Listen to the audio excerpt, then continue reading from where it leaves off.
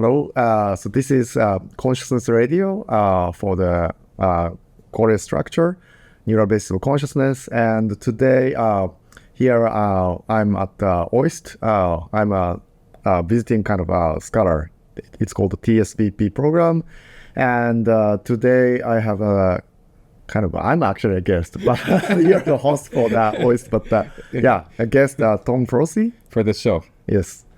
And today we wanted to talk about our common interest on the consciousnness and also some of the difference in terms of conceptual kind of issues or methodology or framework or historical, roots and things like that. But before going further, maybe if I can ask you to introduce yourself a Sure. little bit. Yeah. Cool.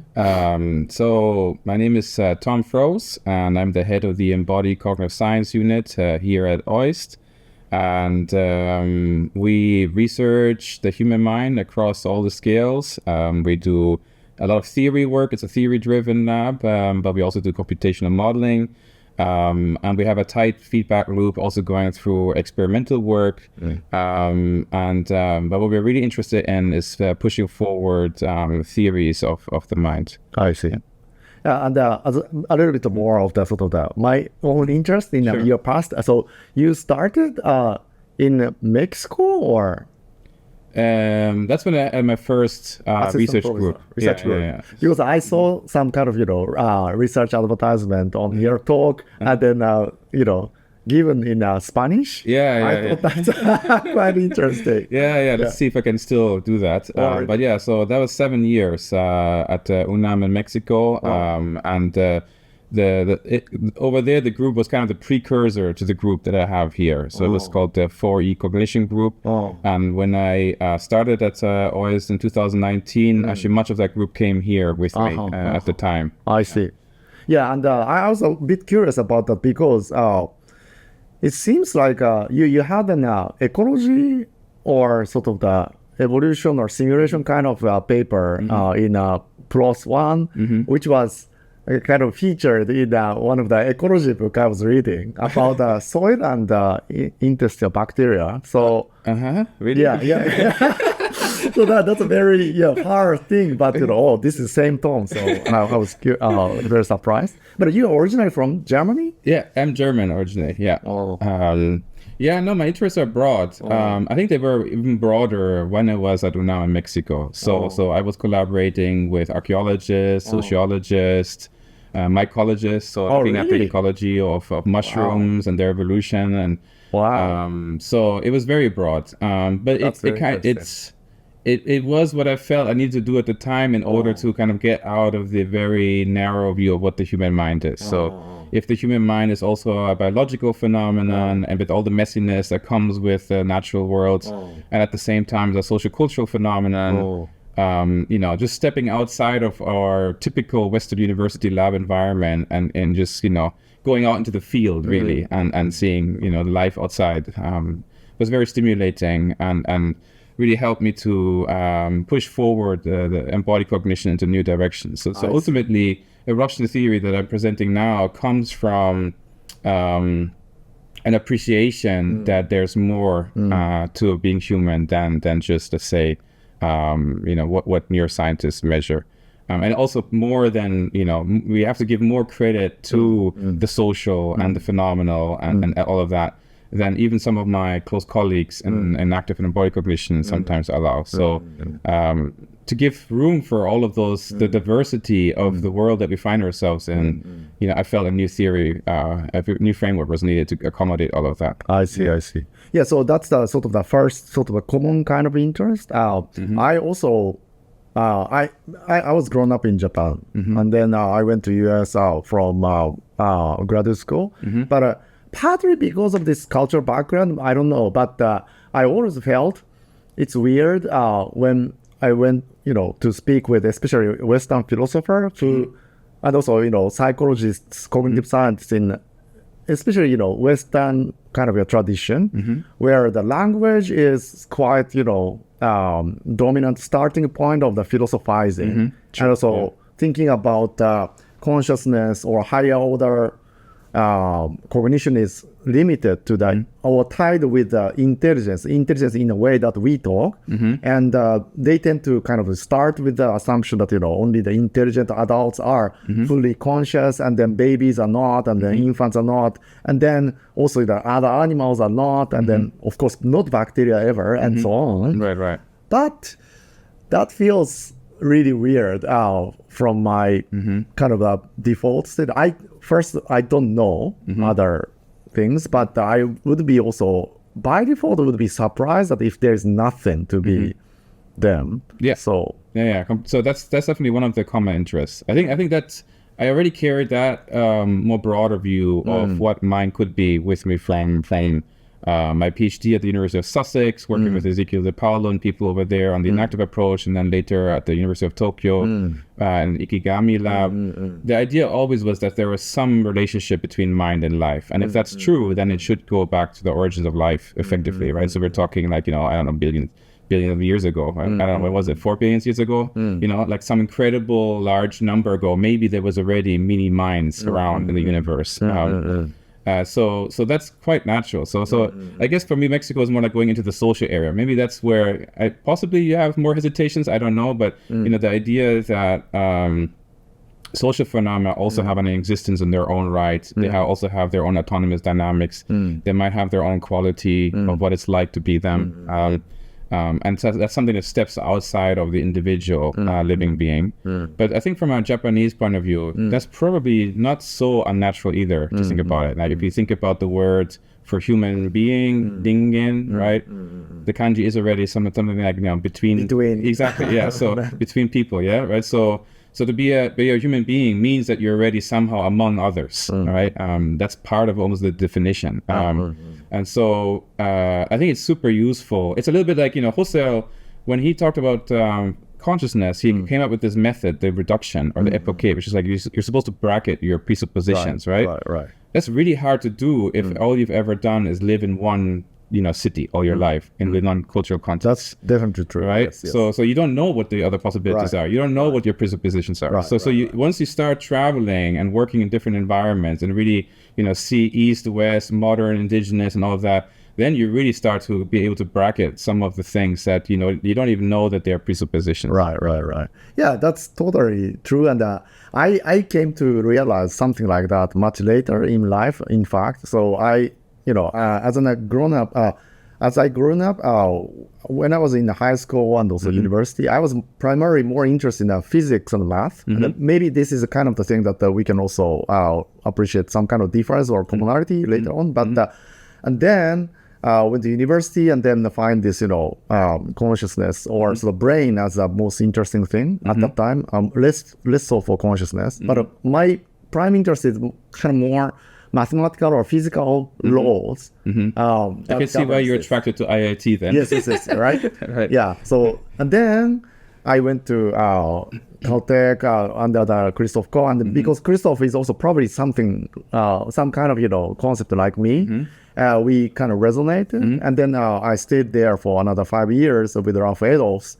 And so my interest was originally quite narrow. And then, but still, when I went to US, then I started to become actually interested in history or culture or politics, economy. It makes sense, yeah. And you step outside. I step outside, exactly. right? Yeah. As you said, exactly. Yeah. And then that was one of my initial Cambrian explosion, reading various kind of books. Right. But then after became a faculty in Australia, then you become busy and then you don't have much time to read much stuff. But then another thing actually came as in my Cambrian explosion, which was a Corona, COVID the time. Right. At the time, I stopped going to the lab and then started to read more at my home.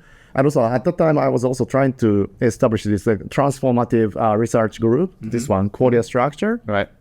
And part of that was a necessity to understand what other people are doing. Like, each people from PI, like language, cognitive science, and also culture, also social science, and also anthropology, ecology, all of these things. I wanted to actually at least understand. That's very interesting. Right. So for you, Qualia structure has its origins in a way of looking for common currency. In a sense, that yes. you could trade between these different disciplines. Yes, but before the Qualia structure, one step before was this Yoneda lemma, or category theory. Yeah.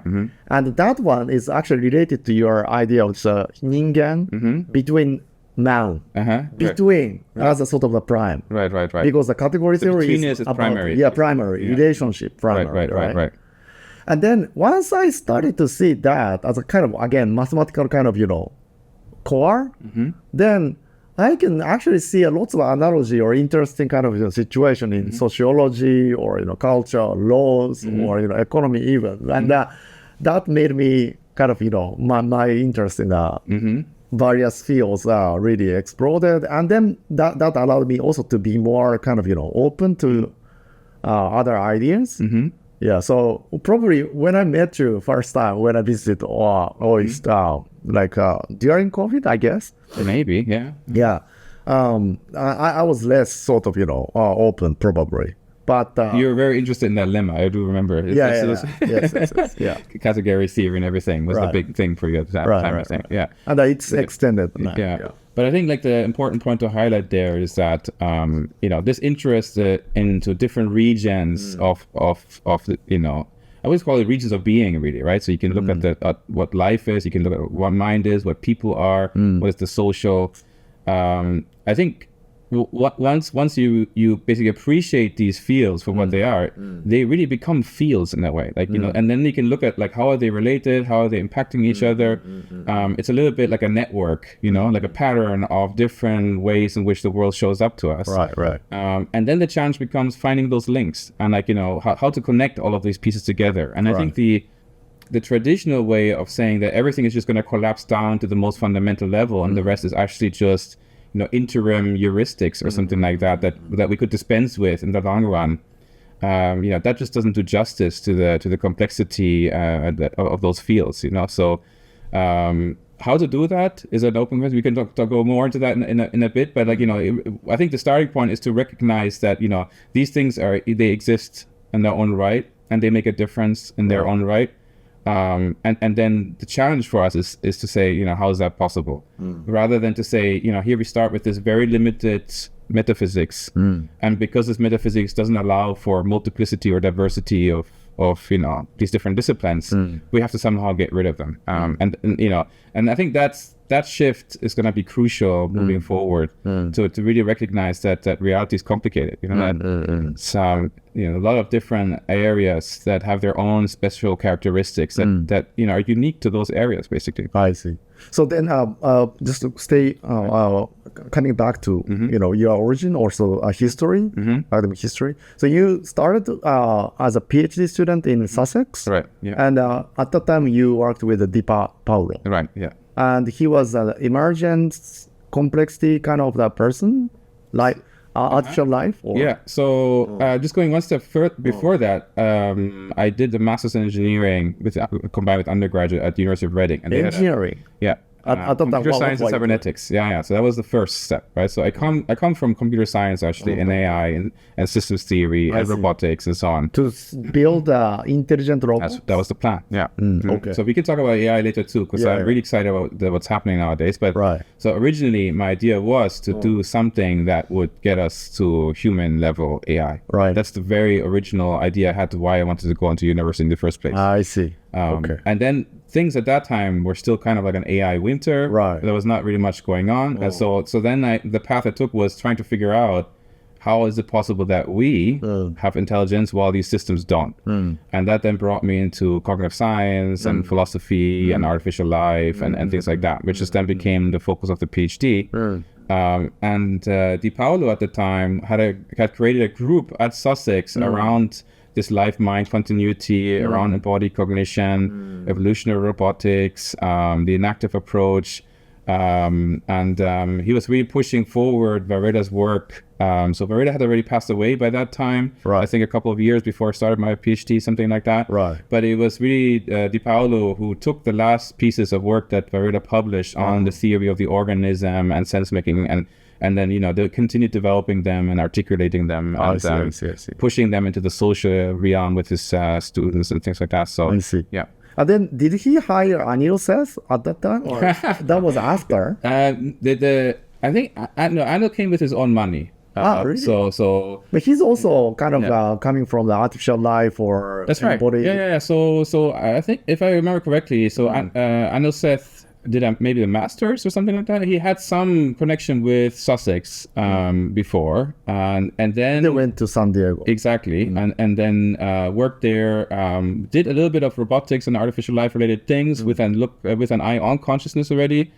And then he got this big grant to create a center for consciousness, and he came back to Sussex to create that center. I see. And that actually happened during, I guess, the middle of my PhD or towards the end. And so Anil Seth was part of my PhD committee. Oh, okay. And I also had like a mini postdoc in the Sackler Center for Consciousness Science after I finished, before moving to University of Tokyo. Oh. And we were working together on synesthesia and first and second person methods for quantifying experience and things like that. Right. Yeah. So that was, it was interesting. So we had both Di Paolo, at one of his peaks of productivity, really pushing the inactive approach to a, more articulated foundation. And then Anil Seth came along and created this consciousness center, and, really brought together a huge group around consciousness. And then I went to Ikigami Lab and started branching off a little bit more into the directions of social interaction. And but the key question was consciousness. The question was, can we, actually participate in the same experience? Right. So right now, without reflecting upon it, we're just in the same situation, right? And it is qualitative. Right. That question is, that do I have a copy of that experience in my head, and you have a copy in your head, but there's nothing in between us, and we just happen to be externally synchronized, right? Or ningen, right? It's actually the relationship between us right now that's the basis for shared experience. Is a shared experience actually conceivable and possible? And that was the project. I see. So that was your kind of core motivation question. Yeah. For me, I gave a talk at TSVP with the title, "Is my red your red?" Right. Like this one. And that has been a kind of, burning question when I was a kid, and also because I had a friend whose friend actually turned out to be colorblind. Okay. But those two actually were, living, from when they were really young and always together. And then in a junior high school, he was actually confessed by that guy, close friend, that I actually turned out that my blue is actually not your blue, kind of, confession. Right. And he was very confused because throughout the history of, his short life, he thought that, he was sharing the world, but suddenly it turned out not. And then that led him to ask me the question of whether it's actually possible to prove that, my red is your red. Yeah, this famous inverted Qualia spectrum and all this kind of stuff. Right. Yeah. And then that was actually a second kind of my question. When I was in kindergarten, I saw my very close friend died as well. And then that guy left me the question of, the death and also life and also consciousness, actually. And so, but this is a kind of my conceptual second generation of, Cambrian explosion. I couldn't sleep for a couple of days. How to solve this problem of is my red your red or shared reality kind of thing, right? So but usually this kind of question dissipate, but I continue to have this, and then my original idea was to go to the brain and then to understand that if we understand the structure and also activity of the brain, then everything will dissolve. I still have some kind of idea like that, but this also puts me from the beginning that we can't really exactly have the same kind of reality, because if the brain or the development is already different, or if you have just hit onto the car and then got part of your brain left out, then our reality is different. And during my postdoc time, I was very lucky to work with Ralph Adolph, because he had an access to really unique subset of the people with a clinical, really unique. So one person who struck my mind was that the person who doesn't have an amygdala on both sides. And when I talk to her, it's completely normal. And then we have lunch, we have dinner, totally fine. But now and then she's really behaving really weird. Like she became very attracted by the waiter, and then she wanted to go to the restaurant every day. And also she would, kiss me. Second time I meet her. So there was no kind of a mental barrier. And she was very famous for not having fear experience. So no inhibition. No inhibition and also no experience of fear. What it is like to be her was a fascinating question. Right? I mean, right. And also people who were born without corpus callosum, I interacted with them a lot, but they look completely same. Only difference I could see is like a sense of the humor. But that's massive difference in terms of organization of the brain. So on one hand, some specific very small lesion in the brain changed its fear experience. The other side, cut of the connection between left and the right hemisphere doesn't make much difference. It's really hugely puzzling. And then, but I after I joined Monash, I stopped doing much of this lesion experiment. But this is still quite an important part of me. Now, can we just go back to the color blindness experiment? Not experiment, but the shock of your friend to realize that maybe the quality is not the same. Can I ask how old was it? They were at the time like 15 or 14. Okay, so adolescent, right? So I think it's interesting this age that happened around this age. There's a lot of changes happening around that time with respect to how we relate to the world and with others. You've got a lot of developmental disorders also having an onset around the time, like schizophrenia and things like that. But if you go younger, and I mean really young, every one of us starts inside the body of another person, right? At least so far. And so it's more like a process of almost of separation, right? We're fused in the beginning, and then there's a process of separation. But cognitively, that takes a long time, right? So there was a consensus among developmental psychologists for a long time that maybe until 4 years old, young children don't even know that there are other minds, right? So this question about whether your qualia is to my qualia cannot even be raised unless you already accept that there are other minds that might have another point of view, right? So that separation happens around, I guess, adolescence, just before you become a mature, even legal adult. And I just, it's interesting because, what might be different here is not just the qualia, but the perspective, right? So you might take a different stance with respect to what's happening in the world. And that will shape a lot in terms of how the world shows up, right? But I think that's actually a general point, right? So we can think of this in Gibsonian affordances. The skills, the body, that you bring to the world will change how the world appears to you, like as climbable, as grabbable, as walkable. For a bird in this room, the surface is high up will look reachable, whereas for us they don't look reachable. So there's a qualitative change there, but it's like one that is related to your own body and skill capacities. In that sense, we might never have exactly identical qualities, right? Because they're always relational, and put it that way. But probably, to the extent that we have shared capacities and similar body plans and all of that, there will be quite a bit of substantial overlap between how things appear to us. I can understand that. And maybe this is a kind of the point of the divergence, but I also take a very empirical kind of a practical point of view always.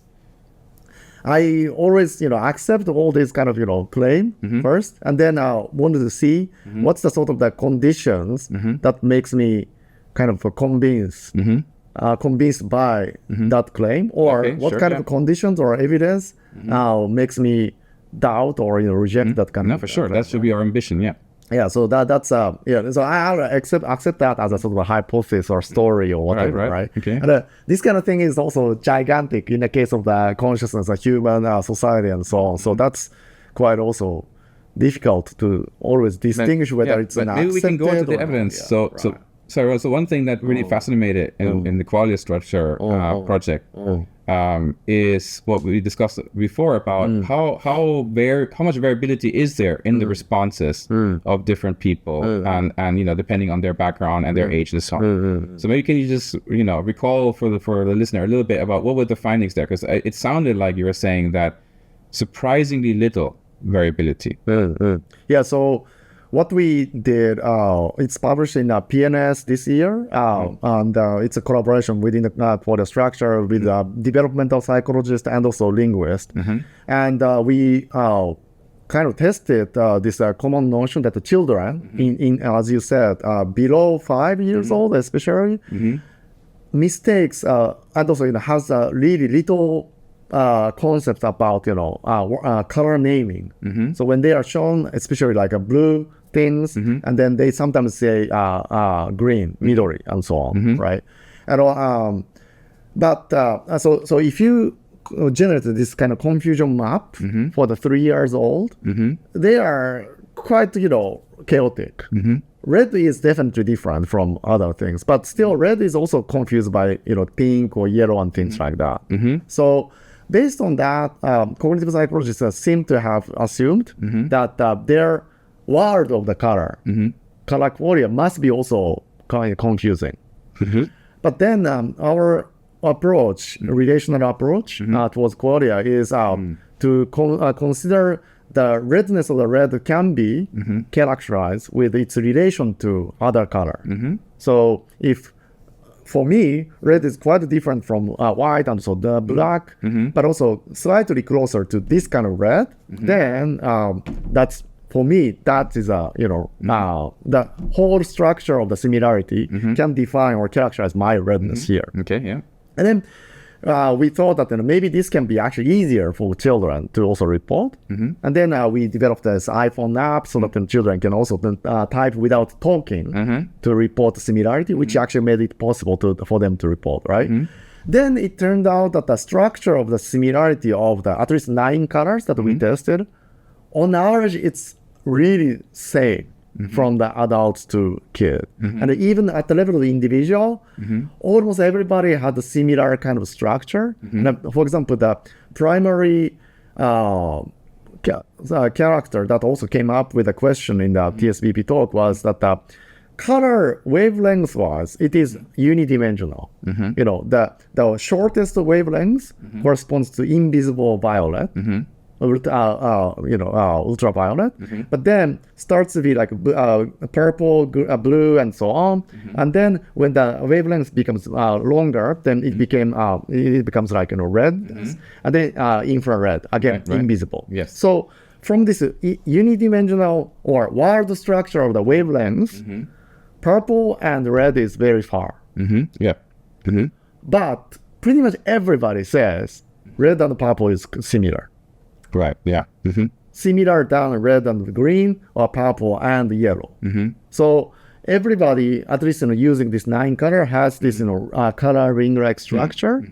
And also when we are also testing with 93 colors, including this luminance axis modulation, black to white, then they tend to have it's not 3-dimensional. That's another kind of a completely different kind of story, but there is some kind of very complicated sphere, which is actually also present also in the colorblind people as well. It's very interesting, right? So we've got ultraviolet and infrared, opposite, furthest possible, invisible ends, and continuous difference between them in terms of wavelength.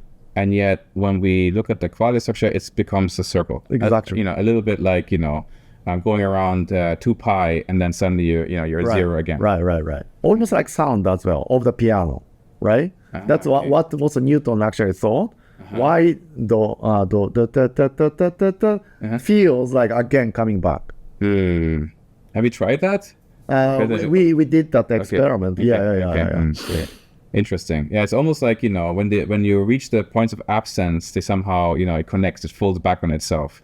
Yeah, so that's the kind of the mathematical structure that we are planning to kind of, trying to connect with this psychologically obtained data with potential like neural or, some kind of... Okay, great.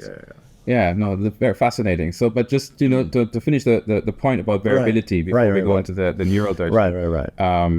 The fact that it is such a constant structure, right? So we can really call it structure in the sense that, it's not a dynamic. It's not, totally that may be actually something that I think, is better to be kind of, clarified. Okay. So, because I understand where you're super knowledgeable, so I understand that when you hear the structuralism or structure, you imagine something like a static or preserved on the surface of the change. Yep, right. That's a sort of the original meaning of the structuralism in mathematics as well as structuralism in the 60s, 70s. Like infrastructure of the building, right? Yeah. So it doesn't change much, right? So, but the structural notion that we have is more closer to category theoretical. Okay. So the structure that dynamically changes is also structure.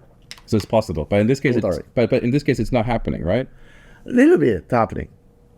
Like over the lifetime, it looks like red and blue in particular start to become more separated as you go adult. And then other colors become locally kind of, become closer. And this is still not sure. We are going to test this in the next generation of this registered report paper to test whether this is actually true. We're using 93 colors.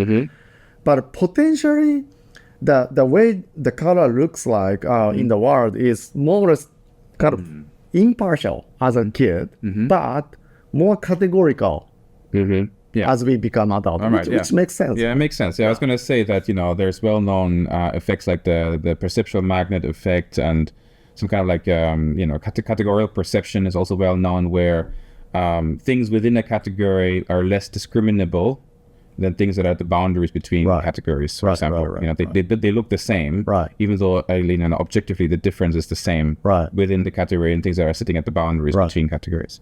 It's interesting to revisit all these kind of tasks actually, because many of the tasks use the really behavioral kind of measure such as accuracy or reaction time, right? Especially in the categorical perception. But I sometimes have an impression that if you use the similarity rating or more subjective kind of method, some of this claim is a bit hard to accept. No, I actually like that part. So because you have a relational approach, it means that we have to be careful of how we ask the questions, because different relationships might be evoked depending on how we set up what we're looking for. Exactly. And that's also true for developmental psychology. So what I said about the 4-year point of theory of mind, now we know that that's not true, but it was just because people asked this in terms of kind of passive linguistic task. So if I tell you a story and then ask you, where are the things that this other person hid, where's the other person going to look for it? If you actually enact this, so you have people actually in a room and then you tell the infant, come and help the person look, they will respond in such a way that it actually looks like they understand, the state of mind of the other person. Right. But if you ask them to express in language, they can't do it. So somehow these modalities of a behavioral relationship and just a kind of linguistic propositional statements, they're apart. They only come together later in life. But it's misleading to just try to assess what people know or how they experience things just through the kind of like passive linguistic modality. Yeah. So your app of saying, rather than just asking to name colors, but to relate them is precisely this kind of, shift to a different way of assessing the situation. Yeah. So there is a very, very interesting preliminary data that I may not, I should not probably say into detail. Okay. But, you can imagine that some kids who cannot name the color at all, right? But can do the similarity rating almost as the same as other kids. It seems Okay. Yeah. Yeah, very that interesting. way. Yeah. Yeah. So then just to, go back to this question about, what's the basis for qualia? Is it in the brain? Is it in the relationship between us, and the relationship between us and the world, and so on? So one thing we discussed in the past is that one possible reading of your very interesting data set, and given the kind of stability that you find across, development and age and different individuals, is that colors might be not quite as objective as we thought it. So maybe there's something a little bit more objective about them than has been appreciated, and maybe the subjective quality had more to do with how we were asking about it, like can you name it and things like that. But when you actually, do your style of relationally picking things out, you're getting closer to how things actually are showing up to people, and it's not dependent on their conceptualization so much, right? Because you're actually just asking about the qualia directly through the way they show up visually. What if qualia actually are a product of, us making contact with the world in a certain way, right? So it's necessary to maybe have certain wavelengths, and maybe you want to counter this, but everybody will agree it's necessary to have certain kind of internal capacities that you as an agent bring to the situation, so that you have 2 points of a relationship. But if it's really relational between something that impinges on me from the world, so it's this kind of environment-body relationship, and if that's the basis for qualia, then it is already in the world, so to speak. It's not something that is purely internal. But then we had a discussion saying, well, isn't it the case that according to an internalist account of qualia, we could generate all the experiences of these qualia just by stimulating the brain in the right way, right? And that's maybe one where we could, come apart, because I'm saying that the challenge would be to show that the brain is not just necessary, but necessary and sufficient for generating exactly the kind of structure that you've uncovered.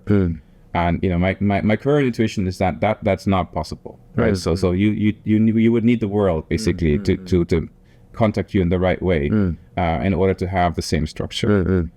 And so that was a kind of I would say apparent kind of discordance, but if we talk probably even more longer, we probably come to the similar kind of conclusion. But so there's a potentially I should actually give a presentation of this IIT's a concept called matching to your lab maybe, because this one probably connects what you said to also what I think is happening as well. Okay. So the rough idea is that I also think I among all the other theories of consciousness, I think the IIT integrated information theory makes more sense, at least as a current option. And part of the reason is that it starts from the phenomenology, and they try to seek for the mechanism in the physical world that satisfies this property. And one of the consequences of this theory is that there needs to be some kind of causal structure in the that is supported by physical brain for the case of the humans, and when it becomes a particular shape, then we will have a particular qualia. That's a sort of the very, very shortcut version of this theory, right? And then in the case of color, what it predicts is that to experience color, we should have some kind of particular part of the brain, probably preserved across many of the culture and ages, and so human and probably also even animals, that is configured in particular way, and then particularly activated by the input patterns. And then this pattern needs to be or will be preserved more often and more stably if it actually captures the causal structure of the world in a way that this is useful for this animal or the society. So probably in that way, it's not the proximal cause of this particular causal structure giving rise to this color, but distal cause throughout the evolution and throughout the social interaction and so on. Unless this one looks like this way, we probably don't really, utilize, this thing in the way that we are doing. And So that's probably the reason why we cannot see infrared, although, a little bit of that is processed in the brain, and the ultraviolet, it's also processed to some extent, but, we are really not seeing it. But all these visible lights and the visible kind of texture is experienced like this, and then also you are like probably. And that is coming from this particular cause-effect structure created by the brain that captures this cause-effect structure in the world. That's the concept of the matching. Right. I mean, just to highlight that, what I really appreciate here is the kind of empirical, experimental approach, right? So it's like you can put your neck on the line and say, if our internalism is on the right track, and it's a necessary and sufficient condition to find this causal structure that corresponds with the Qualia structure, and that should be invariant, across people and across age. It's a very clear hypothesis, right? And it's challenging because it's just thinking about if you go to really young children and then say, I'm going to try to find a pattern of activity in their brain, in the visual cortex, let's say, that is isomorphic with an adult pattern, and that then those two need to be isomorphic with the Qualia structure that you identify, is tough, right? It's tough. But on the other hand, this is great because it also broadens the spectrum of possible explanations. And if someone wants to be Gibsonian, say actually colors are in the world, we pick them up, but they're already there. And that's why it doesn't really matter so much how much variability you have on the brain side, because that's a necessary but not sufficient condition, because you already have the colors in the world. You just need to pick them up. They would love this data set too, right? And so that's the beauty of doing science where you have data, because it goes beyond opinions about what consciousness is, and allows us to test things. So I really like that. So with respect to Gibsonian thing, Shigeru Taguchi in Hokkaido University and his postdoc Masayoshi Someya are working on how to incorporate the Gibsonian approach into the Qualia structure or consciousness theory. Because originally Gibson probably didn't talk much about consciousness, right? Or he probably doesn't have a good explanation of what aspects of the world resulting consciousness, and then you're actually right. So in a way, things like optic flow, which are structural invariants of a relationship with the environment, don't necessarily go with consciousness. I mean, you can have a camera and it has the same optic flow effect when things move close to the lens. Things will expand in the lens of the camera. So it's not dependent at all on consciousness. So that's another debate to have. But you mentioned Professor Taguchi, and I know he's also interested in IIT, but he comes from a background in phenomenology. Yes. Which in phenomenology is, consciousness is the world showing up in a way. So it's maybe even more radical than Gibsonian point of view, where qualities are already out in the world, and we just have our, an individual point of view on them. But I think even in IIT, if I understand it correctly, nothing prevents you from, zooming out of the head in a way, right? So what you're interested in is the causal structure that makes the difference the most, right? Yeah. And it might just turn out that to do that properly, you would have to include some part of the world. Right. So probably, this is actually kind of an emerging new idea in today's, conversation. But the potential is, right? This, the previous thinkers thinking about the sort of color structure in the world is wrong.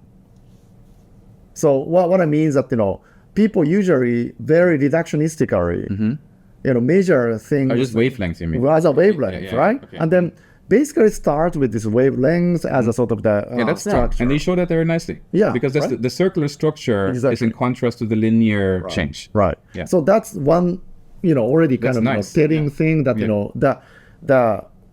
it's like, belt, like, structure for us, right? Color nice. structure for us is not this, unidimensional. Exactly, that's nice. Right? Yeah. And then the second thing is that, as we are kind of trying to hint at, it's not probably like three-dimensional, which is based a little bit better than this physical one-dimensional theory.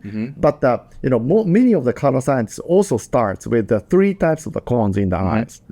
One is low wavelengths, and then another two are mid wavelengths and also slightly longer than that. These three types of the cone, they think explains everything about color. But again, if we construct this color structure based on this input pattern of these three things, then you end up in a RGB space, or sometimes called a CIE LAB space.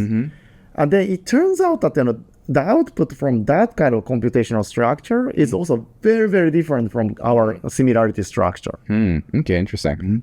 And to me, it's not that strange because, coming from the neural correlates of consciousness kind of experiment in the humans, we know that retina is definitely not directly correlated with the consciousness. Like, when you are closing your eyes, right? This side of the eye is receiving the black input, but what I see is this, colorful inputs right now, which is partially explained by this binocular rivalry mechanism in the brain. So the input to one eye is completely suppressed in the consciousness. Let me just try that for a moment. Okay, so absolutely no light. Yeah, you're right. Yeah, so you got all this kind of flickering and stuff like that, right? Yeah, something like that. So the more important thing is happening in the higher up in the brain, most likely, and then that part doesn't necessarily have to have this three cone preserved structure. It's my guess is that it's more to do with this kind of the texture in the world that is more important for us, and the color is just a part of it. And if you can think about the color as that kind of physical structure, also kind of Gibsonian sense, then I think we start to probably agree more that we need to interact with the world throughout this evolutionary history, which has this structure, and we need to construct this cause effect structure that matches with that, so that it's maximally kind of it's not really maximally to some extent useful for survival. Yes, okay, for sure, yeah.